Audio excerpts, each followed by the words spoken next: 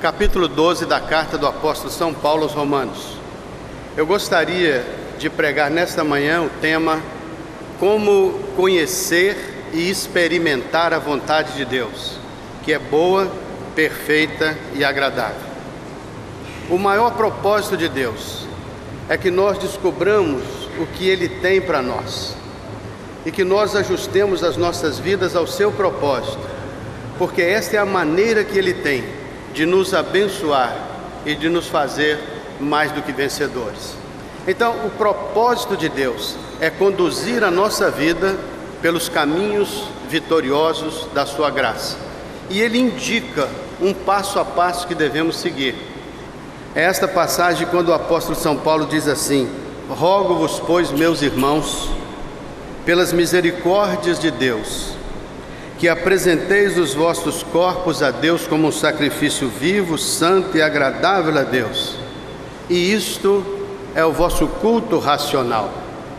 E não vos conformeis com a mundanidade deste mundo, mas transformai-vos pela renovação da vossa mentalidade, para que possais experimentar qual seja a agradável e perfeita vontade de Deus.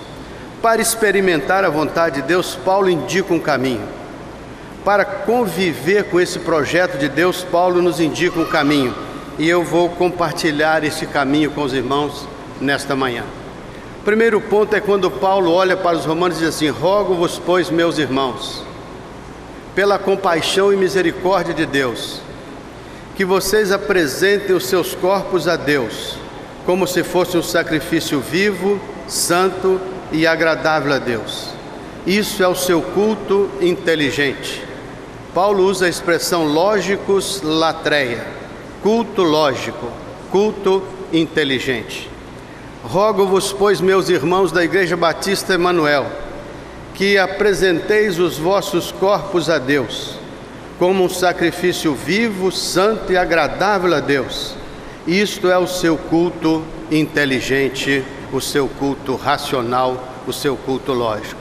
Para entender isso, é preciso que a gente volte um pouco na experiência dos nossos irmãos do passado, quando apresentavam lá no Velho Testamento os seus cultos de sacrifício ao Senhor. Quando eles levavam a vítima para o altar, ou quando levavam o sacrifício para o altar, e lá eles imolavam ou o cordeiro ou o animal que fosse, ali eles estavam oferecendo ao Senhor, no culto, conforme era o ritual, eles estavam oferecendo a vida daquele animal, sim ou não? Na verdade, ali eles ofereciam a vida que na verdade representava a morte, porque era preciso que o animal morresse para que a sua vida fosse ofertada ao Senhor. Na verdade, ali ficava a vida daquele sacrifício que era entregue ao Senhor.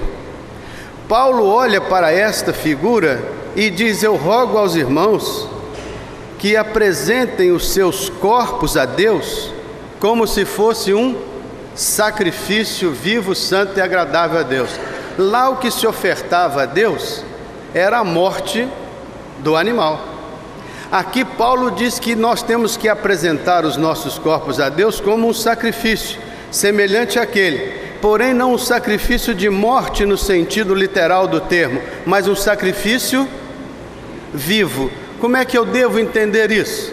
Eu tenho que trazer a minha vida ao altar do Senhor, tenho que ofertá-la no altar do Senhor, tenho que colocá-la aqui como se fosse uma entrega incondicional, um sacrifício ao Senhor, uma entrega absoluta, uma entrega determinada, uma entrega volitiva. É a minha vontade que faz com que eu traga a minha vida ao altar do Senhor e a coloque ali. Mas Paulo diz que tem que ser um sacrifício vivo. Portanto, quando eu trago a minha vida ao altar, eu não vou ser imolado e a minha vida física não vai ser sacrificada aqui no altar.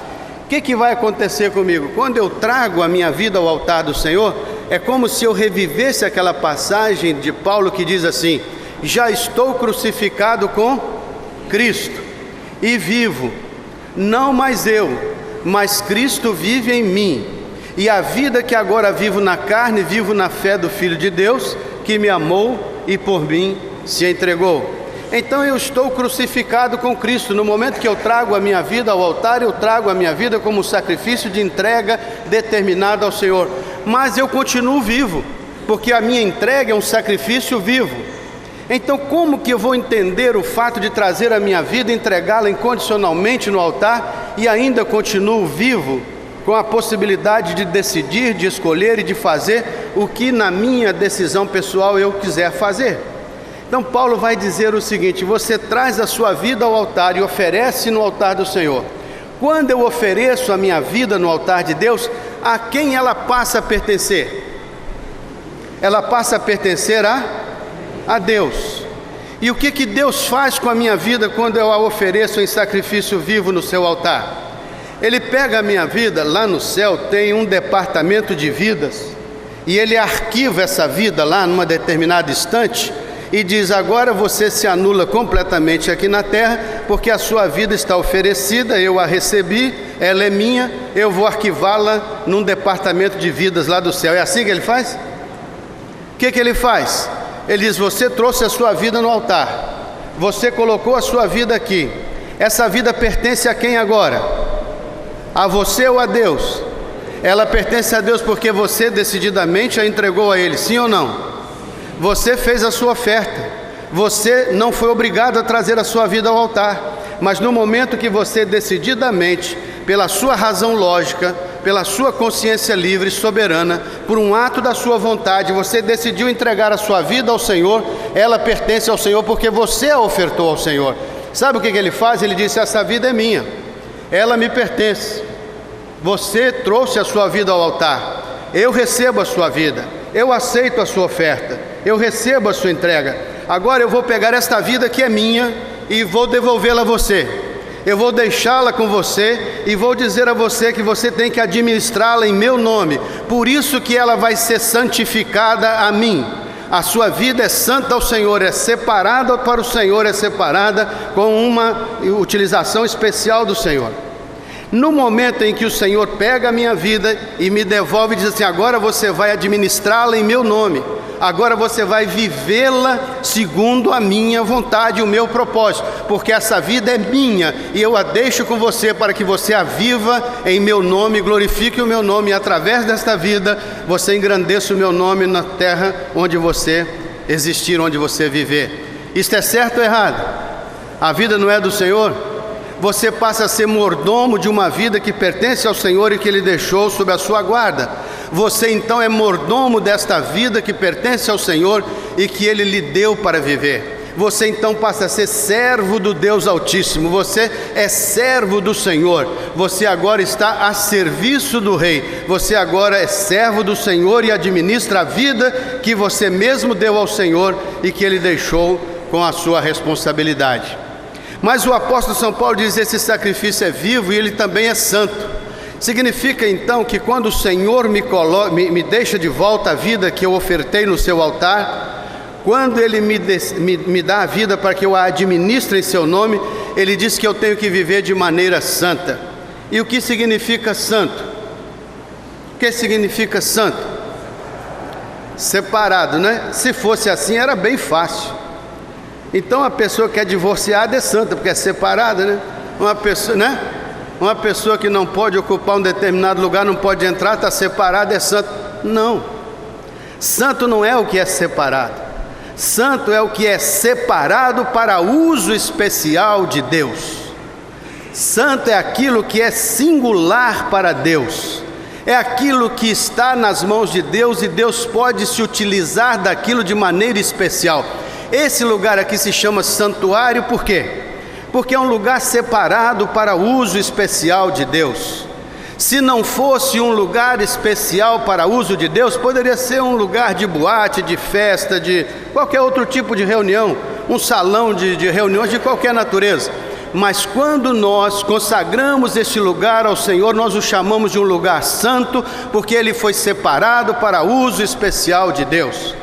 Quando a Bíblia diz que o nosso corpo é templo do Espírito Santo, ele se faz santuário do Deus Altíssimo. A Bíblia diz que Deus habita em nós. Nós somos santuário da morada de Deus. Deus habita na intimidade dos nossos corações. Por isso que Deus nos santificou para o louvor da sua glória. Por isso que ao trazermos a nossa vida no altar de Deus, meus amados irmãos, ao fazer essa entrega, de fato Deus recebe a nossa vida. E Ele diz: agora você vai viver esta vida santificada em meu nome, para a minha honra, para a minha glória. E Ele diz: é um sacrifício vivo, santo e agradável a Deus. Ou seja, é uma atitude de alegria e de satisfação. O crente não é crente porque leva sobre si uma vida pesada, miserável, macambuza, taciturna, moribunda e reclamando porque é um crente em Jesus. Não, ele entregou a sua vida no altar, ele se tornou servo do Deus Altíssimo, ele é um homem e uma mulher santificada ao Senhor, e isso traz a alegria ao seu coração porque ele encontrou a fonte das águas vivas. Ele agora faz parte da comunhão de Deus, ele agora é propriedade do Senhor. Ele agora foi resgatado para estar no altar de Deus como uma propriedade especial do Senhor. Ele agora está como reino do Senhor nessa terra que jaz no maligno. Ele é um espaço onde o Senhor tem a liberdade de reinar. Ele é um espaço onde o Senhor pode se revelar. Ele é um espaço onde a glória do Senhor pode se manifestar, porque agora ele é uma propriedade do Senhor, que resolveu dedicar-se ao Senhor voluntariamente. E o Senhor aceitou a sua dedicação, aceitou a sua consagração e o transformou agora em instrumento da sua graça, em instrumento do seu amor, em instrumento da sua glória. E agora a Bíblia diz, o apóstolo São Paulo diz nesse primeiro passo, não é um ato emocional, não é uma situação que eu sinto quando o coral canta um belíssimo hino e eu chego às lágrimas, então eu faço essa decisão. Ali na porta, dias depois, já esqueci a decisão feita. Não, Paulo disse que isso aqui é o nosso culto racional, é o nosso culto inteligente, é o nosso culto de vontade pensada e assumida, é o nosso culto comprometido. Por isso que Paulo diz, se você não tem condições de entregar a sua vida no altar de Deus, não entregue, porque a Bíblia diz que com Deus nós não brincamos. Quando colocamos a vida no altar de Deus, isso deve ser um ato pensado, determinado, um ato da nossa vontade, racional, lógico. Não é um ato emocional que eu faço acidentalmente porque me emocionei demais. É um ato pensado, é um ato decidido, é um ato escolhido, é um compromisso com o reino de Deus. Eu me tornei servo do Senhor porque escolhi ser servo do Senhor. Eu me tornei crente porque foi uma decisão de ser crente. Eu não fiz isso por uma emoção momentânea, eu fiz isso por avaliar, ponderar, analisar e decidir, concluir que eu entreguei a minha vida no altar do Senhor para valer. É o meu culto inteligente, é o meu culto lógico, é o meu culto racional. Eu não faço outra escolha diferente dessa. Tudo quanto possa acontecer comigo, minha escolha já está feita, minha decisão já está tomada. Eu decidi que a minha vida não me pertence mais, ela pertence ao Senhor, porque eu a coloquei no altar e eu fiz dela uma entrega livre e espontânea. E o Senhor a recebeu, e a vida que eu agora vivo na carne, eu vivo na fé do Filho de Deus, que me amou e por mim se entregou. Sim ou não? Então, meus irmãos, aqui está uma determinada decisão que cada um de nós um dia tomou. E às vezes tomamos essa decisão no correr das nossas emoções, para logo em seguida esquecer o compromisso que fizemos. Mas nesta manhã estou lembrando aos irmãos que Paulo falou aos romanos que a gente precisa trazer a vida ao altar e fazer isso não porque teve um momento de religiosidade, um momento de emocionalidade, um momento especial de sentimento, porque aqui não está baseado em sentimento, está baseado na razão, na lógica e no entendimento.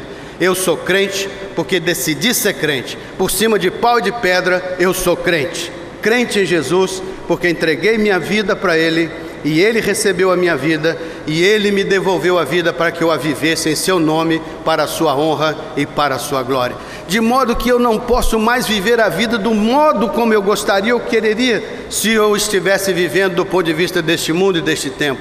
Eu tenho que viver a minha vida de acordo com o Senhor que a tem e que me determinou vivê-la para a sua honra e para a sua glória. Para os irmãos entenderem um pouco isso, eu vou contar aqui uma experiência vivida pelos nossos irmãos do primeiro século. Logo que a igreja nasceu, a igreja nascente encontrou um problema sério, porque a igreja nasceu num contexto de dominação do Império Romano, e os romanos não tinham problema com a diversidade de deuses. Eles tinham deuses para todas as atividades. Tinha Deus da caça, Deus da guerra, Deus do mar, Deus do Olimpo, tinha Deus para todos os tipos. E ainda tinha até alguns deuses desconhecidos que eles tinham preocupação de adorar mesmo sem saber, sejam eles os romanos, os gregos, tinham seus deuses múltiplos. Eles não tinham problema que os cristãos tivessem seu Deus. Cada cristão poderia ter um Deus, que fosse Jesus ou que fosse Jeová. Para eles não era importante isso, porque para eles a multiplicidade de deuses não fazia a menor diferença. E eles também eram afeitos aos mestres, aos filósofos. Para eles não tinha nenhuma dificuldade que os cristãos tivessem um mestre, ou 2 mestres, ou 3 mestres, ou 5 profetas. Para eles não fazia a menor diferença, porque mestres eles tinham à vontade, mas eles tinham um único rei, um único senhor, um único imperador, e só a ele poder-se-ia render o culto do imperador, que tinha sobre o povo o poder de vida ou poder de morte. Então os cristãos podiam ter quantos deuses quisessem, podiam ter quantos mestres quisessem. Jesus poderia ser profeta, poderia ser rabi, poderia ser mestre, poderia ser o que ele quisesse e o que o povo quisesse, mas Jesus nunca poderia ser rei. Jesus nunca poderia ser Senhor, porque no momento em que a igreja o declarasse Senhor, ela faria um confronto com César. Por isso que a expressão Kyrios César se contrapunha à expressão Kyrios Christos, porque Cristo se apresentava para a sua igreja como Senhor. Por isso que no Novo Testamento, se você olhar, vai ver que Jesus é chamado de Salvador aproximadamente umas 20 vezes. Vai ser chamado de Mestre aproximadamente umas 60 vezes. Mas vai ser chamado de Senhor 650 vezes. O que parece mais comum no Novo Testamento? Que Jesus é Salvador, é Mestre, ou que Ele é Senhor? Que Ele é Senhor. Então a igreja nasce proclamando o senhorio de Jesus Cristo. Ora, quando ela proclama o senhorio de Jesus Cristo, o que acontece com o Império Romano? Disse: agora vocês estão violando o único senhorio, que é César. Vocês têm que escolher entre César ou Jesus. O que aconteceu com a igreja do primeiro século? É claro que ela escolheu César, porque era mais fácil, era mais tranquilo, era mais calmo, não tinha que ir para as catacumbas, não tinha que ir para as arenas de leões, não tinham que ser cerrados ao meio, não tinham que ser queimados na fogueira. Então foi essa a escolha que a igreja do primeiro século fez, não foi? Sim ou não? Sim, foi não. Eles escolheram as catacumbas, eles proclamaram o senhorio de Jesus Cristo, e isso custou a vida de muitos deles.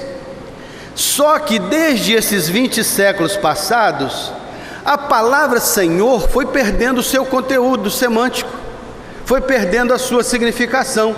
Hoje a gente diz que o pedreiro é Senhor, o padeiro é Senhor, o servente é Senhor, o pastor é Senhor, todo mundo é Senhor. De modo que quando você declara Jesus como Senhor, você está apenas dedicando a Ele um título honorífico. É como se fosse honrá-lo com a palavra Senhor, mas não tem o significado que tinha no primeiro século, que ao declarar Jesus como Senhor, você estava assinando a sua sentença de morte. Porque quando você dizia Jesus é o meu Senhor, então você estava em confronto com a sociedade, em confronto com os poderes, em confronto com os exércitos, em confronto com toda a ordem constituída.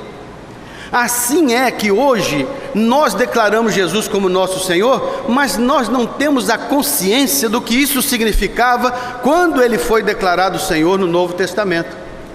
Por isso que Paulo diz, quando você entrega a sua vida no altar e você diz que Jesus é o Senhor da sua vida, você tem que voltar para o primeiro século para entender que naquele momento, quando o crente declarava que Jesus era o Senhor, ele estava disposto a dar a sua vida por aquela declaração.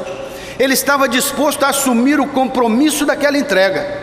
Para ele não tinha meio termo, era eu estou com Jesus e assumo as consequências dessa decisão. Hoje nós, como cristãos, temos uma convivência muito pacífica com o mundo, muito pacífica com os poderes deste tempo, muito pacífica com a mentalidade animal, terrena e diabólica que jaz no maligno. Para nós não há muita diferença, porque nós esvaziamos o conteúdo da palavra Senhor. Então o que é que nós queremos nesta manhã? É dizer que quando nós trazemos nossa vida no altar, nós temos que recuperar a compreensão de que Jesus é o Senhor da nossa vida, e é Ele que tem o direito de determinar os rumos dos nossos caminhos. Ele é que tem que liderar a direção da nossa jornada. Ele é que tem que ser o Senhor e nós somos seus seguidores. É Ele que determina o caminho, é Ele que determina a jornada, é Ele que se torna então aquele que vai determinar o rumo ou o caminho que eu vou seguir. Mas hoje é muito comum que a gente tenha os projetos da gente e a gente pede ao Senhor para abençoar os projetos da gente. É como se Deus se tornasse o nosso ajudador para realizar os nossos sonhos, os nossos desejos e os nossos projetos. O que a Bíblia está dizendo é que nós temos que aprender a subordinar os nossos sonhos e os nossos projetos ao propósito de Deus. É Deus que é o Senhor, é Ele que é o líder, é Ele que é o autor. Nós somos servos do Deus Altíssimo. Nós temos que reconhecê-lo, Senhor, na nossa experiência cotidiana. É muito comum termos os nossos planos e dizer: Senhor, abençoa esse plano, abençoa isso, abençoa aquilo, e Deus se torna um office boy correndo para abençoar aqui e acolá, e nós perdemos a compreensão de que o Senhor é Ele e nós somos servos dEle. Faz sentido para os irmãos? Não? Não faz? Faz? Há algum sentido? Eu acredito que seja importante a gente revisar isso, pensar isso, porque isso faz toda a diferença para a gente compreender o propósito de Deus e viver alegremente no propósito de Deus, tendo o Senhor como nosso supremo pastor, líder da nossa caminhada, da nossa jornada. Esse é o primeiro passo. Sem esse passo a gente não se habilita a conhecer os mistérios de Deus. Sem esse passo a gente não se habilita a conhecer a vontade de Deus. E sem esse passo, verdadeiramente, a gente não se habilita a experimentar a vontade de Deus, que é o que faz toda a diferença. Aí nós podemos conhecer o Senhor teoricamente, podemos conhecer o Senhor academicamente, podemos aprender sobre o Senhor, mas muito provavelmente podemos ter o nosso coração vazio do Senhor, se não estivermos experimentando o propósito, o projeto e a obra do Senhor no nosso próprio coração. Então, na manhã desse dia, o que eu quero dizer é que para experimentar a vontade de Deus, precisamos dar esse primeiro passo, reconhecer o senhorio de Jesus, entregar a nossa vida no altar como uma decisão voluntária, inteligente, lógica, fazer isso como um ato de santificação da nossa vida no altar de Deus. Meu corpo é santo ao Senhor, minha mente é santa ao Senhor, meus sentimentos, minhas emoções são santos ao Senhor. É esta entrega consciente, clara e determinada que me habilita a entrar no caminho da experimentação da vontade de Deus. O segundo passo é esse aqui: rogo-vos, pois, meus irmãos, pela compaixão de Deus, que apresenteis os vossos corpos no altar, de maneira viva, clara, determinada, santa. Esse é o seu culto inteligente. E o segundo passo: não vos conformeis com este mundo. Não vos conformeis com este mundo. A primeira coisa é entregar a vida no altar. E a segunda é esse passo: não vos conformeis com este mundo. Não há possibilidade de você experimentar a graça de Deus plenamente na sua vida, se não houver uma atitude de inconformação com esse mundo. No momento em que eu conformo a minha vida a este mundo, eu me distancio do propósito de Deus. No momento em que eu tomo a forma do mundo, eu me distancio da forma divina. Por isso que Paulo diz, se você quer experimentar a vontade de Deus, se você quer vivenciar a vontade de Deus, o passo seguinte da entrega da sua vida no altar é tornar-se inconformado com a mundanidade do mundo. O que quer dizer isso? A Bíblia tem pelo menos 3 palavras para mundo. Quando a Bíblia diz assim, porque Deus amou o mundo de tal maneira que deu seu Filho unigênito, o que ela estava dizendo a respeito de mundo? Que é uma coisa ruim? Que é uma coisa detestável? Que é uma coisa eticamente errada? Deus amou o mundo, ele estava se referindo à humanidade. Deus amou a totalidade dos seres humanos. Deus amou esta criação espetacular que ele chamou de cosmos. Deus amou este conjunto que chegou a dar-se em favor desse objeto amado. Então, quando Deus amou o mundo, ele amou as pessoas, ele amou você, ele amou a mim, ele nos amou. E amou-nos a todos, desde a origem dos tempos até a conclusão dos tempos. O amor de Deus é extensivo a todo ser humano que se nomeia sobre a face da terra. Mas a Bíblia diz também de outra maneira. João Batista, ele diz assim, eis aí o Cordeiro de Deus que tira o pecado do mundo. Eis aí o Cordeiro de Deus que tira a pecaminosidade do mundo, que tira essa mundanidade do mundo, que faz que o mundo se torne puro e santo para Deus. Ele amou o mundo e veio para tirar o pecado do mundo. Por isso que a Bíblia diz, não vos conformeis com a mundanidade do mundo, com o pecado do mundo. Não devemos tomar a forma dessa mundanidade. E aqui nós estamos falando de 2 sabedorias distintas que regem a nossa forma de viver. A Bíblia fala de uma sabedoria que é animal, terrena e o que? Diabólica.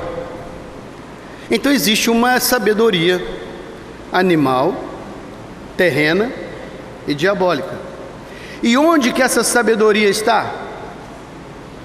Na mente do príncipe desse mundo. Esse mundo jaz no maligno. E onde mais essa sabedoria está? Na mente daquele que se identifica com essa mentalidade animal, terrena e diabólica. Então esse é o pensamento do mundo que se distancia dos propósitos e valores de Deus. Mas a Bíblia diz que existe outra sabedoria. Qual é? A sabedoria que vem do alto. Ela procede do Pai das luzes. Ela é uma sabedoria sem sombra de variação. Ela é uma sabedoria cheia de bons frutos. Ela é uma sabedoria que, vindo, estabelece na mente da pessoa a ordem do reino de Deus, em contraposição à ordem deste reino animal, terreno e diabólico. Então nós podemos viver de 2 sabedorias: a sabedoria deste mundo e a sabedoria que procede de Deus, da palavra do Senhor. Então quando Paulo diz não vos conformeis com este mundo, ele diz não vos conformeis com a sapiência deste mundo, com a sabedoria deste mundo, com a compreensão e o entendimento desse mundo, com a mentalidade desse mundo. Por quê? Porque essa mente procede do que jaz no maligno. É preciso então que a gente encontre uma maneira de alterar a mente animal, terrena e diabólica para construir o que Paulo chama de a mente de Cristo. Vós tendes a mente de Cristo. O que é isso?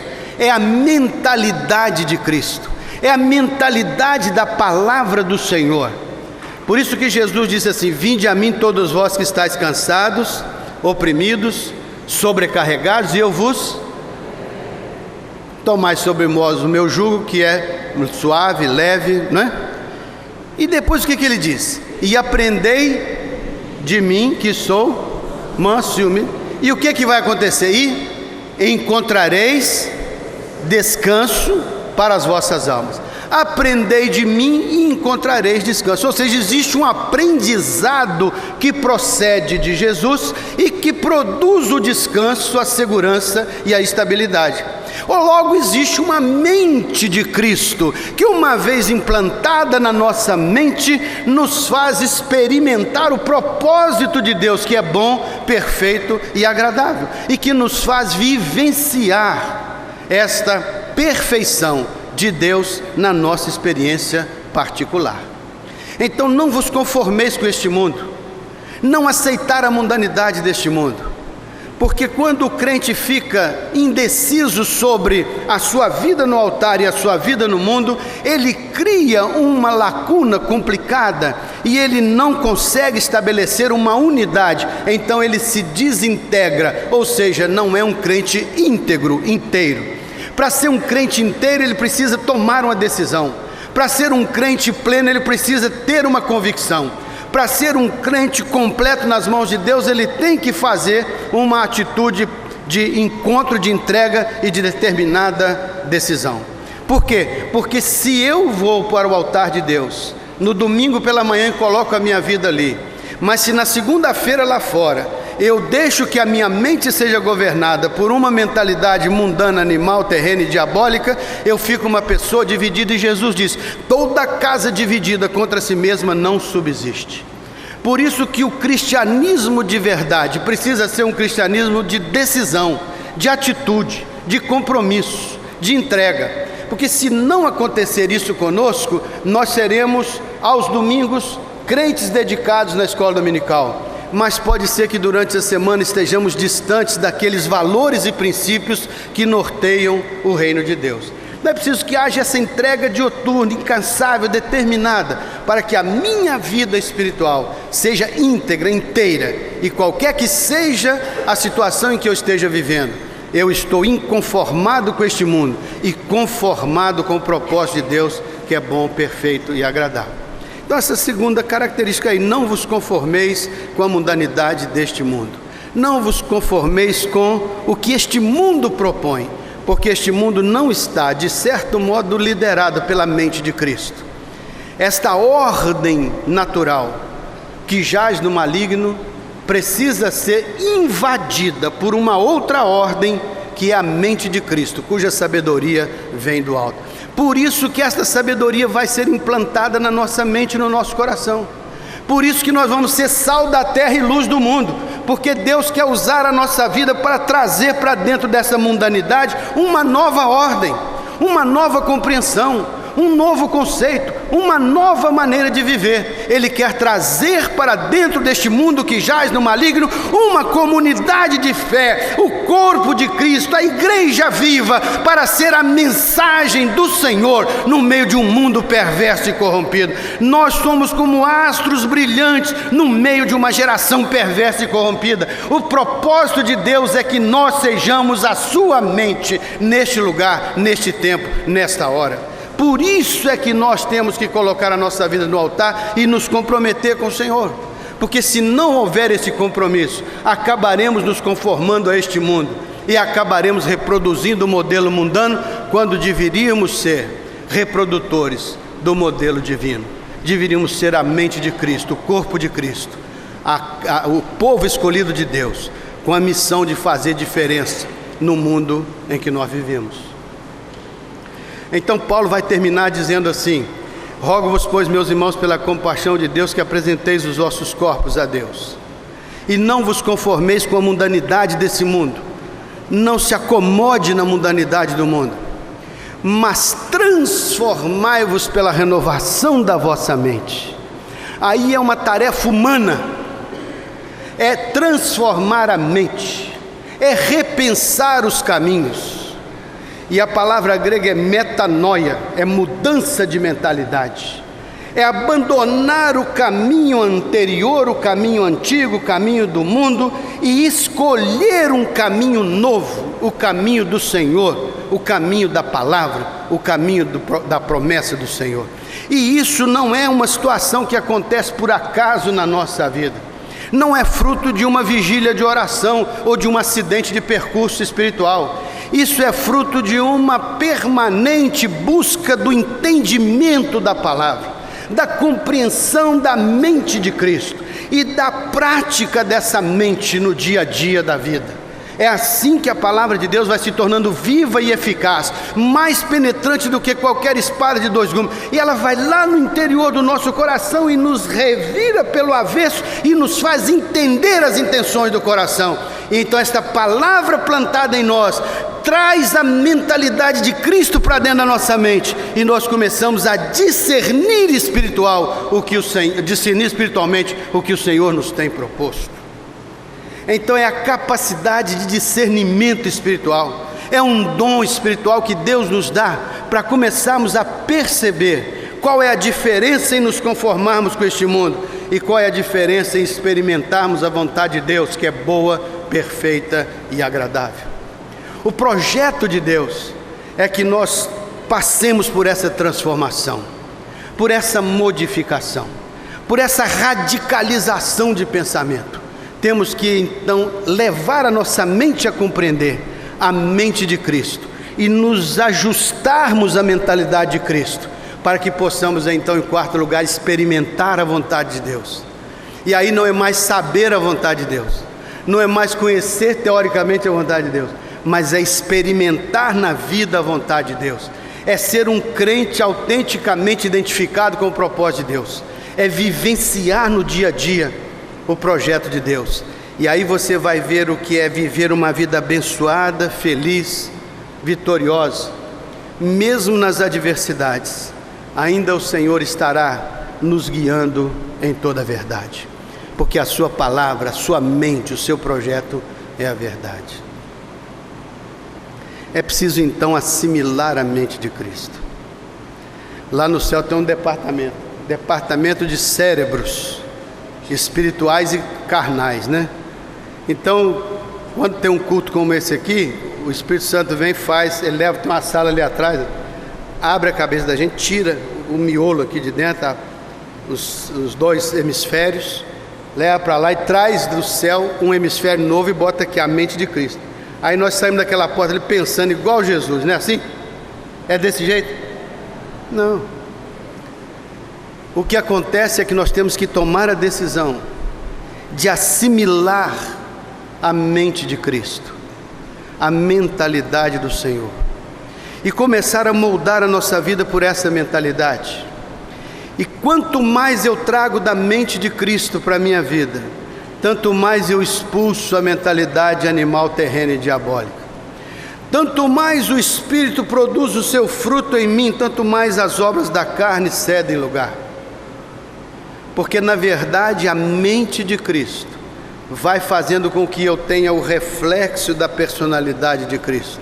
Por isso que a Bíblia diz: tende em vós o mesmo sentimento que houve em Cristo Jesus. E a Bíblia diz: tal qual o homem pensa no seu interior, assim ele é. Portanto, transformai-vos pela renovação da vossa mente, para que possais experimentar no dia a dia a vontade de Deus, que é boa, perfeita e agradável. Faz sentido para os irmãos? Então vamos encerrar aqui com esse projeto, com esse propósito. Que essa conferência seja um desafio a que nós coloquemos a nossa vida no altar de Deus, a que nós façamos isso decididamente, como um ato deliberado da nossa escolha, não como um ato emocional, eventual ou efêmero, mas como uma decisão de vida mesmo, é um estilo de vida. Eu sou um crente daqui para a eternidade. Sei que a minha vida é templo do Espírito Santo. Sei que ela pertence ao Senhor e que eu tenho que vivê-la para a honra e a glória do Senhor. Eu não pertenço a mim mesmo, eu sou do Senhor. Sei que eu tenho que ter uma atitude de inconformação com a mundanidade do mundo. Sei que eu preciso assimilar a sabedoria do alto, porque a sabedoria do mundo é normal, é natural, ela está presente na nossa vida no dia a dia. Para lutar contra ela, eu preciso passar por uma transformação de vida. Eu preciso mudar a mente. Eu preciso pensar os pensamentos que são do alto. Eu preciso pensar a mente de Cristo. Eu preciso assimilar a mentalidade do Senhor. E quando tudo isso acontece na minha vida, eu passo a ter uma experiência com a vontade de Deus, com o propósito de Deus. Eu começo a ajustar a minha vida ao propósito de Deus. e eu começo a experimentar na minha vida aquilo que a Bíblia chama de um projeto bom, perfeito e agradável. Eu começo a encontrar a vitória, eu começo a encontrar uma prosperidade espiritual, eu começo a ter o fruto do Espírito predominando na minha vida, eu começo a ter a bondade, a benignidade, a paz, a temperança, o domínio próprio, eu começo a ter a fé, a alegria, eu começo a ter relacionamentos harmônicos, eu começo a ter a capacidade de perdoar, eu começo a ter a capacidade de pensar com a mente de Cristo, eu começo a ser semelhante ao Senhor, eu começo a ser um discípulo do Senhor, e eu começo a refletir nesse mundo uma maneira diferente de viver, eu começo a ser uma testemunha do Evangelho de Jesus Cristo. Que Deus nos abençoe nesta compreensão, e que assim como Paulo rogou aos crentes de Roma que fizesse essa entrega incondicional, eu também hoje aqui como pregador do Evangelho rogo aos irmãos de Emanuel que apresentem seus corpos no altar do Senhor, que isso seja feito como uma entrega total, absoluta e totalmente comprometida, que não se conforme com a mundanidade deste mundo, mas que se transforme pela renovação da mente, para experimentar o que Deus tem de melhor para os irmãos, e os irmãos vão ser vitoriosos e abençoados, e quando os irmãos olharem para trás, vão ver que foi uma grande bênção o dia que decidiram dar ao Senhor o primeiro lugar em suas vidas. Deus abençoe os irmãos.